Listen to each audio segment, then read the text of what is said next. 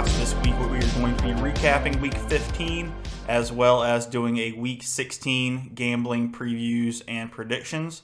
So let's jump right into some of the Week 15 recaps. We're going to start off with a Thursday night football game, 49ers versus the Seattle Seahawks.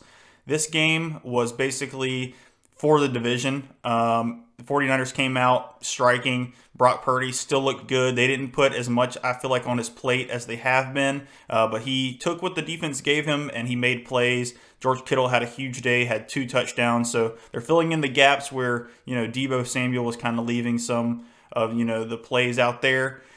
He's hurt, obviously, right now, and so they're looking forward to getting him back. But they, obviously other players have to step up now, like Brandon Ayuk and Kittle, and the running back rotation there with McCaffrey and those guys. So 49ers get a huge win. They essentially, I think, lock up the division with this win. I think they're going to continue to roll on most of these teams on their schedule. They still have a few pretty big games coming up, but Brock Purdy's looked good. We haven't seen any full-blown weaknesses with that 49ers team, even with some of the injuries they've been sustaining. So they're a scary team going forward into the playoffs, and they're a team that I wouldn't want my Eagles to play in the playoffs. So we'll see what happens when it gets to that point. But let's go on to the next game here. Next game, we have Vikings versus Colts. This game was wild. This was the first game on Saturday there. I didn't even watch this game. I'm not going to lie. I was playing pickleball, so I was not tuned into this. The Vikings are kind of a fraudulent team to me. I know they have a good record. They have so many one-score victories or one-score type of victories in this season, and so I just don't see that being sustainable, even though they just keep doing it. They've got some kind of crazy witchcraft going on over there in Minnesota.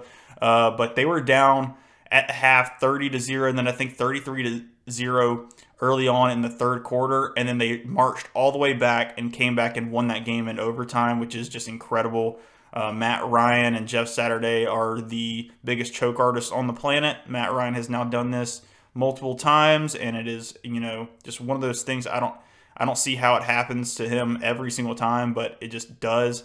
He has now the worst comeback in Super Bowl history on his resume with the Falcons and the Patriots that year, and then as well as now the largest regular season comeback on his resume as well. So that's unfortunate for him. But I mean, I don't know. You can chalk it up to Jeff Saturday not being able to hold a lead. You can chalk it up to Matt Ryan doing a little bit of choking, but I feel like a lot of that's probably not on him. I mean, the defense has to give up more than 30 points in a half, which is hard to do a lot of times. So I don't know. It's an incredible comeback for the Vikings, and they get the job done, and they stay a big part of the NFC playoff picture moving forward. Obviously, they're going to win that NFC North Division now.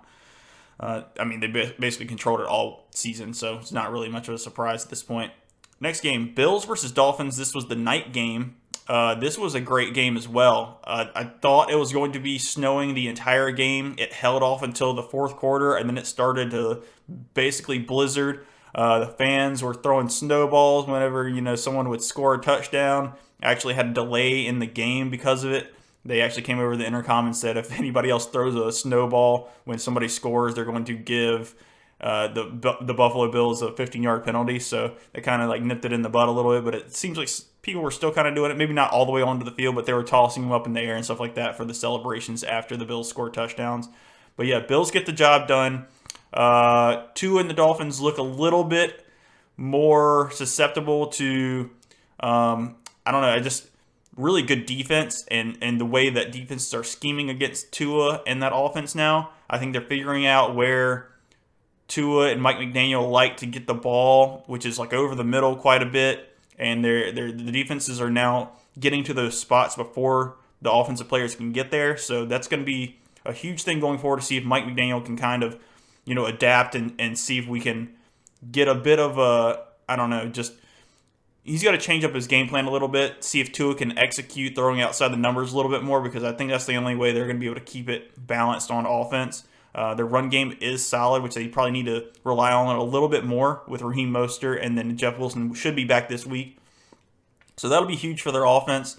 But we'll see going forward if the Dolphins can kind of figure out how to maneuver around the new ways these defenses are playing them. But yeah, Bills get a huge win. They're going to stay atop that division there, and the Dolphins are nipping at their heels kind of. But I mean, they've tied this, or they've each team has won a game, so they split the series on the season. So we'll see what happens going forward in the playoffs. They may end up playing each other. We'll just see.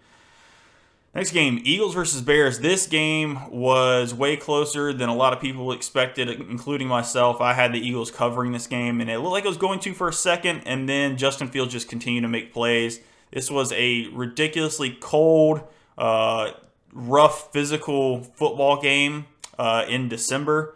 It's just Chicago in December, man. I mean, it was like 16 degrees or something like that. Wind chill said it felt like 6 degrees on the field.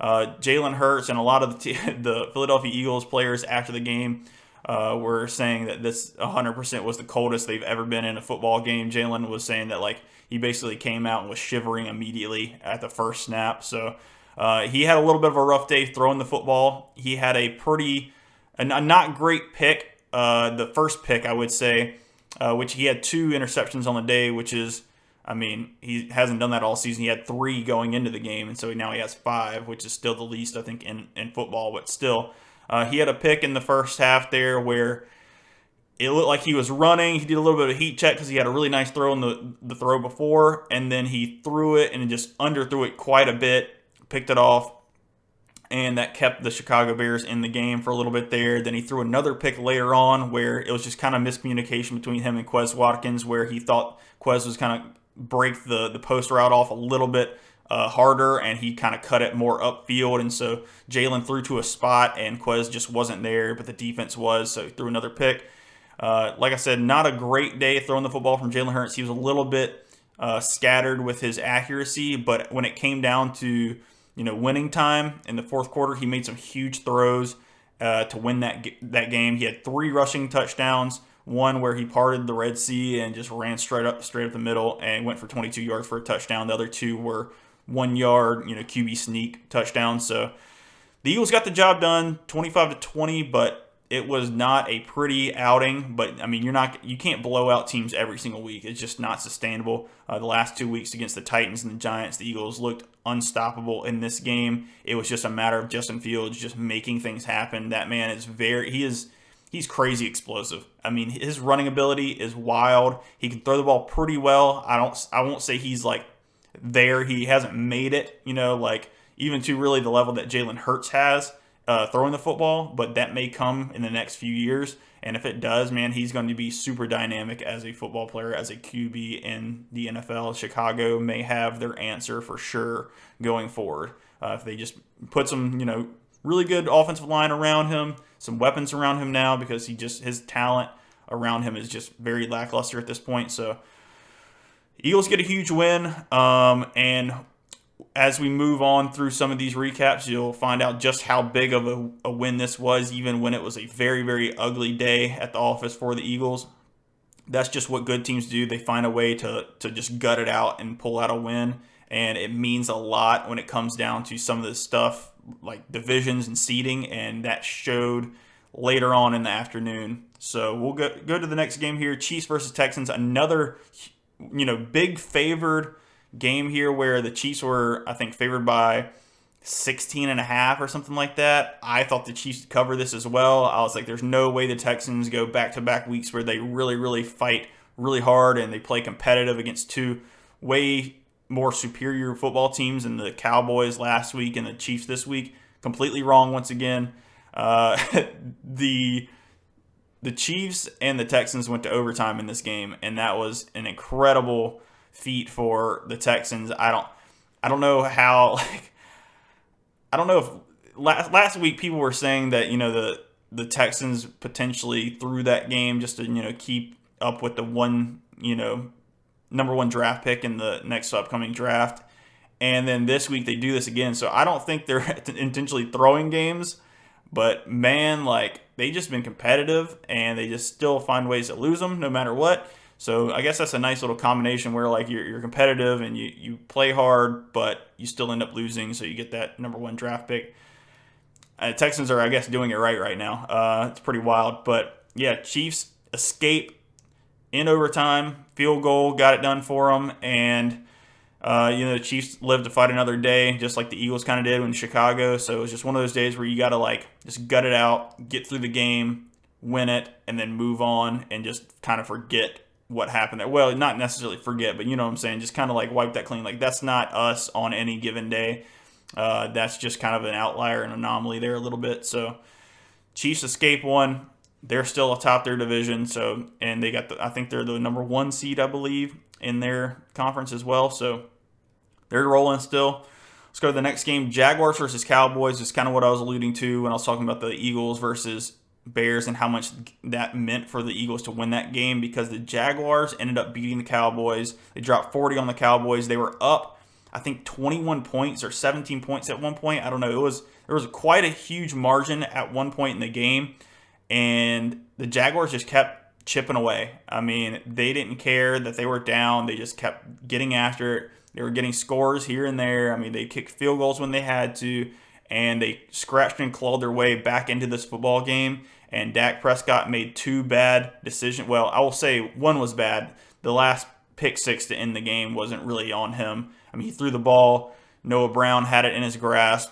It tipped off his hands, went straight to the safety. The safety took it back for a touchdown, and that was the ball game. But the pick before that, which kind of got the Jaguars really back into this game, was not a great throw. So Dak Prescott continues to look a little bit more shaky than we've seen him in the past, and so that's a little bit concerning going forward if you're a Cowboys fan.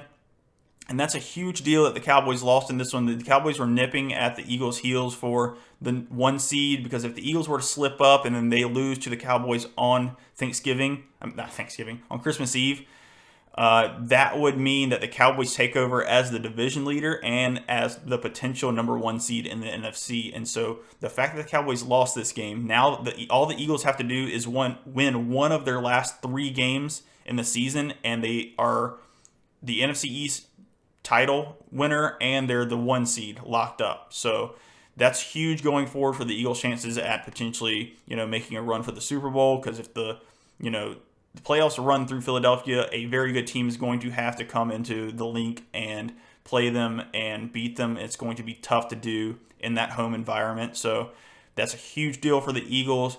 And it's an even bigger deal now that we found out that in the game, the Chicago versus Eagles game, Jalen Hurts sprained his throwing shoulder when he got pile drived into the ground by one of their defensive tackles. And so, I mean, he played the rest of the game, threw some absolute dimes after the fact, so it's not like it's that big of an injury right this second. And they've come out and said it's not like any kind of long-term issue that they see really affecting him for the rest of the season, especially going towards the playoffs. A lot of people are saying it's more of a 2 to 3 week type of rest injury, where if you just rest it, it should be fine. And like I said, he threw dimes after the injury in the game. He didn't come out of it or anything like that. So that's a good sign going forward as well. And so now it looks like on Christmas Eve, that Eagles-Cowboys game really doesn't even matter to the Eagles. If they lose, they lose. It doesn't matter. If they win, they win. Great. Then they get the NFC East and the 1 seed right then and there on that field in Dallas.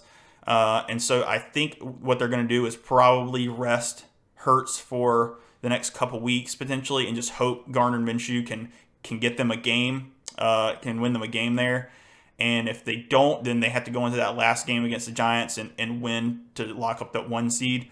But I feel like Gardner Minshew can get the job done in one of these football games left in the season, which is Cowboys Christmas Eve, Saints, and then Giants the last game of the season. So one of these 3 games, Eagles just got to win. They lock up the 1 seed, win the NFC East, all said and done. But yeah, going forward, hopefully Jalen Hurts gets back to health, and this is going to hurt his MVP chances. But in my opinion, and this is one of those weird superstitious things, but no regular season MVP has gone on to win the Super Bowl. So this might be a good thing, where if it does hurt his MVP case and he loses out to Pat Mahomes or Joe Burrow or whoever it may be, it will, superstition says that, the Eagles have a little bit better chance of winning the Super Bowl if they get there, if he doesn't have the regular season MVP, and he can potentially then win the Super Bowl MVP. That would be way more cool. So moving forward, let's get through to the next game. We got Lions versus Jets. This was a big game for both teams. Both teams looking towards the playoffs and seeding and whatnot and trying to get in. The Lions are one step closer now as they defeat the Jets to getting into the playoffs. That would be awesome. It'd be incredible. Honestly, I kind of want to see it, but at the same time, I don't want the Eagles to have to run into them in the divisional round or anything like that. A hot Lions team, that would be crazy. So I don't look forward to having to potentially play them if I'm the Eagles, but it'd be cool to see the Lions back in the playoffs for the first time in a very long time. So that's really cool. Jets were without Mike White, so you had Zach Wilson in there, and Zach Wilson played pretty well. I feel like you can't blame that game on Zach Wilson at all. It was just a very hard-fought game, and the better team won. So Mike White's probably going to be back next week, I would assume, but I don't know. Jets are still clawing to try to get into the playoffs in the AFC, so that's going to be interesting going forward to see what they can do. And the Lions, like I said, if they win out, man, they're in for sure. So, man, that's going to be super fun to watch going forward. Lions in the playoffs, that would be wild. Next game, Chargers-Titans. Man, Titans are on a bit of a slide here. The Chargers get the job done. Justin Herbert makes some magic at the end of the game. He didn't have that great of a game, going into that last drive there to get them in position to kick a field goal to win the game. But he had 2 interceptions, no touchdowns. He had a little bit over 300 yards passing the football. So fantasy-wise, that was not a good day for you if you were starting Herbert. But I mean, the Titans, man, they just they were fighting hard in this game that you thought there was a chance they could pull it out in the end, and they almost did, and then Herbert made some magic. It just is what it is. Titans are sliding right now, like I said, and Jacksonville keeps winning, so that's going to be something to keep an eye on moving forward. Titans are still atop the AFC South right now, but the Jaguars still have to play the Titans again this season, late in the season, and that may be a very pivotal game depending on what happens in the games in between. So that's going to be wild to look forward to, but Chargers look like they're, getting into that playoff picture as well, so we'll see if they can hold on to it and hopefully make the playoffs, make some noise a little bit. Next game, Bengals versus Buccaneers. Starting off, the Buccaneers looked like they were about to smoke the Bengals. I think they were up 17-3 at one point. Looked like the offense looked so much better, looked so much more smooth than it had been in the past.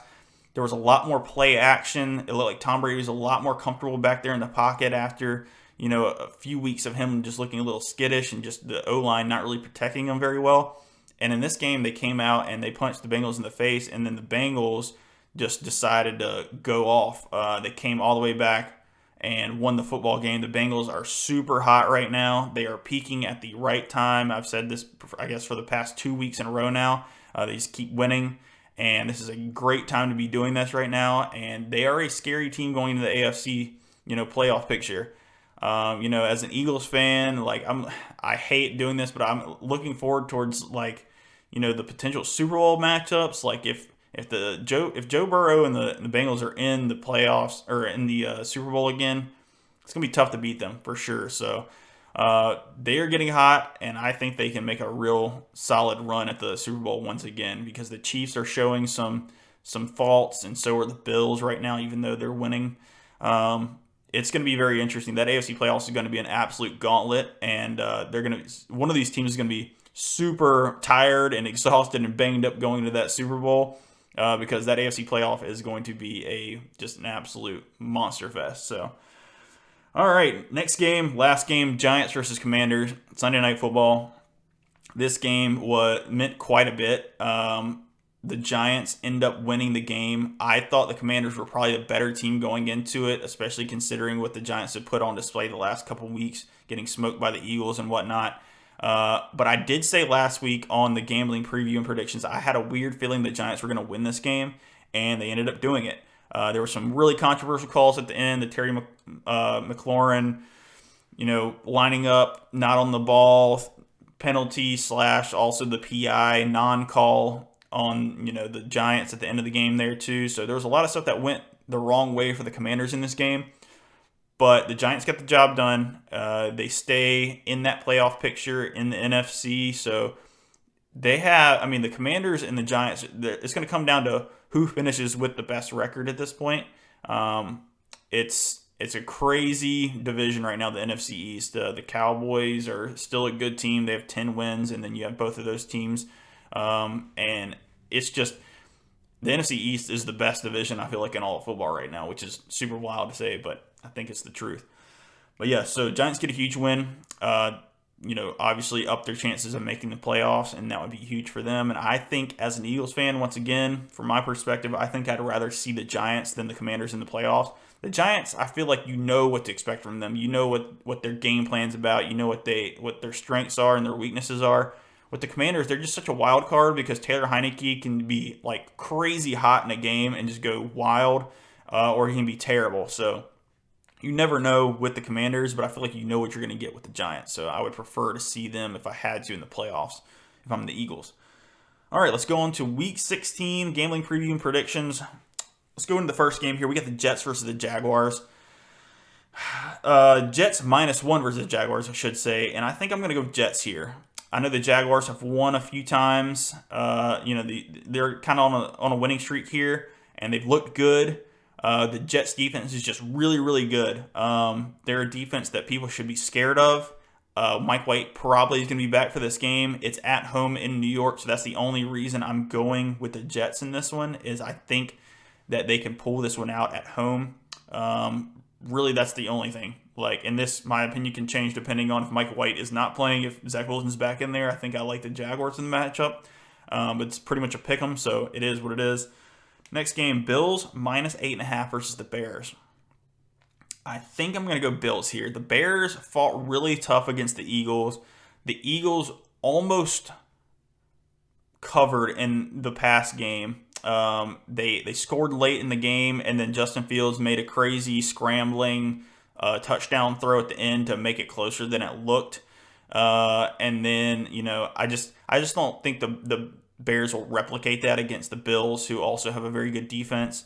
It's just, if you can contain Justin Fields, which I think they have the linebackers too, I think they can really smoke the Bears in this one. So I'm going to go Bills -8.5. Next game, Chiefs -9.5 versus the Seahawks. I know the Seahawks have disappointed the last few weeks. They are on a losing streak right now. They kind of gave up the NFC West to the 49ers. But that's a lot of points. 9.5 against the Chiefs is a lot of points. Chiefs have been in some close games as of late, closer than you would expect them to be in. Their defense is struggling a little bit right now, so I like the Seahawks in this matchup. Bengals -3.5 versus the Patriots. I got to go Bengals. Bengals are hot. Patriots are coming off a very emotional, terrible loss. They're probably going to be mad that they lost that game in the fashion they did, but I just don't think it's enough. The Bengals are just too talented right now. The Patriots offense is just too uncreative right now. So Bengals -3.5. Lions -2.5 versus the Panthers. The Panthers disappointed me last week. I had them covering against the Steelers. The Steelers weren't playing for anything. The Panthers were playing for everything because they still had a chance to win the NFC South if they were to kind of, I guess, win out at that point. They disappointed, got absolutely demolished by the Steelers. And so I think that was probably going to be, the straw that broke the camel's back there. I think their spirit's going to be a little bit crushed with the fact that I don't think they can win the division anymore. I guess there's still a chance, but they're going to have to win out, like I said, and I just don't know if I trust Sam Darnold in that offense to do that. So I'm going to go Lions, who have been playing very well as of late, and I like the confidence they're playing with now because of the fact that they just keep winning. So Lions -2.5. They just got to win by a field goal. I think they can do that. Vikings -3 versus Giants. This is another one of those weird gut games. I should probably be picking the Vikings. The Vikings, keep winning these one-score games by field goals and touchdowns and stuff like that. But I have a weird feeling the Giants are going to win this game for some reason. I don't know why. It's just one of those gut feelings, kind of like I had last week with the Giants playing the Commanders and then winning that. I feel like the Giants have this weird thing going on where I think they're just going to make the playoffs. I don't know why. There's no logic behind this, no real research behind this. It's just a gut feeling. So I'll go Giants +3. Titans -7 versus the Texans. Titans are on a losing streak. They have looked very susceptible to the passing game. And I got to go Texans here. I got to go Texans in the points. I think the Titans probably win this game, but 7 points is kind of a lot right now for a team that's struggling like that. So I'll probably regret this because this is probably going to be one of those Derrick Henry games where he just goes absolutely berserk on the Texans like he normally does. He always goes for like 200 on them. So I really should probably be going Titans here, but I just think it's a little bit too much points for me. Browns -3 versus the Saints. I'm going Browns here. I think the Browns are finding out how to play with Deshaun Watson. I feel like Deshaun Watson's getting back into a little bit of a rhythm here. The Saints, I guess, technically do have the division to fight for at this point still, which I do not want them to continue to win because obviously that messes with the Eagles' first-round draft pick. One of the two, I should say, the one that they own from the Saints. So I'm going to go Browns -3 here. I just think they are a little bit more talented overall than the Saints. The Saints have been struggling a little bit. I know they just beat the Falcons, but the Falcons were starting Desmond Ridder, and that was kind of a disaster. So, and it was a close game still. So I don't know. I'm going to go with the Browns. I just think they're a little bit more talented overall. Ravens -7 versus the Falcons. I got to go Falcons here. The Ravens just can't score right now. Tyler Huntley has not played as well as he did last year in relief of Lamar Jackson. I don't think Lamar's going to play in this game. They just don't have any weapons on the outside. The running game's the only thing they have right now. And the Falcons, they are scrappy. They can run the ball. So I think it's going to be way closer than a 7-point spread. So I'm going to go with the Falcons plus the points. 49ers -7 versus the Commanders. I got to go with the Commanders here. The Commanders are still scrapping to stay in the NFC playoff picture, so I'll take them in the points. The 49ers, they have been impressive, but I don't think they have been blowing out teams necessarily, other than, I guess, the Buccaneers when they did that. But I just don't think this Commanders team, which is pretty talented, is going to get blown out by the 49ers. Brock Purdy's going to have his handful with that front four of the Commanders, so we'll see if he can still stay hot and get the job done. But I think I like the Commanders in the points here. Cowboys -5.5 against the Eagles. This line changed quite a bit considering the news about Jalen Hurts and him potentially sitting. Gardner Minshew probably going to start in this game, so I'm still going to pick the Eagles. I still think they cover this. I don't know if they'll win this game. I doubt they will. But if the Eagles and Gardner Minshew end up beating the Dallas Cowboys with all their starters and whatnot, there is going to be absolute pandemonium on Twitter. It's going to be crazy. People are going to be unbearable. I'm going to be unbearable if you're a Cowboys fan. I'm sorry, but that's just the way it works. You guys were talking about Cooper Rush earlier in the season, talking about, it's the quarterback controversy with him and Dak, blah, blah, blah. And then the Eagles beat him, and they're like, but what if Dak played with him? Yeah, dude, I don't want to hear any of that. If the Eagles win, because the Eagles don't care about this game, essentially. If this was a must-win game, the Eagles still would have started Jalen Hurts. I don't think Jalen Hurts sits this game if it actually means anything, but because it doesn't, because of the fact that y'all lost to the Jaguars, we're going to start Gardner Minshew and just hope he wins. I mean, if he does, then that is an indictment on the Cowboys, and this is kind of like some mind games for the Cowboys. We'll see what happens in the game, but I mean, I feel like all the rest of the weapons are going to be there for the Eagles, but Gardner Minshew is going to be starting. We'll see if the Eagles decide to start or sit any other players, but I doubt they will because they still want to win this game, but they don't care if they lose, if that makes any sense. So I'll go Eagles with the points. Steelers -3 versus the Raiders. I'm going Raiders here. I know the Steelers played very well against the Panthers this past week. Raiders got a crazy emotional win against the Patriots. Josh McDaniels really wanted to beat Bill Belichick, and somehow he figured out a way to get it done because of the crazy Jacoby Myers lateral into an interception and stiff arm into Mac Jones for a touchdown. I mean, what a crazy game and decision by Jacoby Myers, and just the wildest end to a game I've seen in a while. So that's wild, but I'll go Raiders. I think they're just more talented than the Steelers right now. That's pretty much what it boils down to for me. Next game, Buccaneers -6 versus the Cardinals. The Cardinals, this is going to be it for them. Colt McCoy went out, I think, with a concussion in this past game against the Broncos, and so he probably won't end up playing. So if it's Trace McSorley versus the Buccaneers are going to smoke them. So I think Tom Brady, even though they lost this past game against the Bengals, I think he's gotten a little bit more into a rhythm. That offense looked much better, and I think they're going to destroy a team that's just not as good as them right now. Chargers -4 versus the Colts. I really should pick the Colts here because they just always seem to be in close games for no apparent reason, but they always blow them. But the Chargers always let teams stick around forever. And so, I don't know. I think I'm going to go Chargers here, -4. But I don't feel great about it. That's one that I'm probably not going to touch when it comes to, my actual gambling predictions. But I decided to go with it here. So Chargers -4. That pretty much wraps it up for the podcast, everybody. I appreciate you guys tuning in. Subscribe to our YouTube channel. Subscribe to or follow our TikTok, our Instagram, our Twitter page. And I appreciate everybody tuning in once again. And thank you to Weston for editing once again. And we will see you next week. Peace.